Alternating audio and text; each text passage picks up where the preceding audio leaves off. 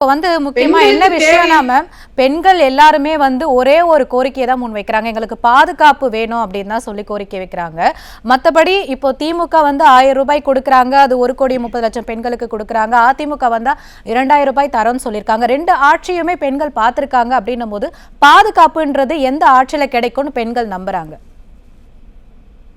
பாதுகாப்பு தான் இல்லைங்கிறது நிதர்சனமா ஆயிடுச்சுங்களே. இப்போ பாதுகாப்பு இல்ல அப்படிங்கிறது ஒரு செயின் ஸ்நாச்சிங்ல இருந்து எடுத்துக்கங்க, திருட்டு, இது ரேப்பு, ஸ்கூல் போன பிள்ளைங்க வந்து நிம்மதியா வீடு வந்து சேர்ற வரைக்கும் வீட்டுல இருக்கிற பெண்கள் வந்து மடியில நெருப்பு கட்டிட்டு இருக்கிற மாதிரிதான் இருக்கிறாங்க. சோ இது வந்து இந்த குற்ற சம்பவங்கள்னால, அந்த ஒரு விஷயங்கள்னாலயே வந்து இந்த அரசுக்கு வந்து பெண்கள் வந்து எதிரானவங்களா மாறிட்டாங்க.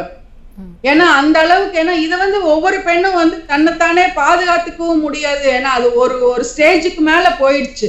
இந்த ட்ரக்ஸ் அப்படிங்கிறதும் குடி அப்படிங்கிறதும் ஒரு ஒரு இப்ப 500 டாஸ்மாக் க்ளோஸ் பண்ணிட்டு, 500 டாஸ்மாக் அவுட்லெட்ஸ் க்ளோஸ் பண்ணிட்டு 1500 பார் ஓபன் பண்ணிருக்காங்க. சோ இதுல இருந்து தெரியலையா அவங்களோட உண்மையான இன்டென்ஷன்? அவங்க என்ன சொல்றாங்க திமுகவில் வந்துன்னா, இவ்வளோ வழக்குகள், இவ்வளோ போக்சோ வழக்குகள், பாலியல் வழக்குகள் பதிவாகுதுன்னா எங்க ஆட்சியில தான் பெண்கள் சுதந்திரமா வந்து கம்ப்ளைண்ட்ஸ் கொடுக்குறாங்க அப்படின்னு சொல்றாங்க.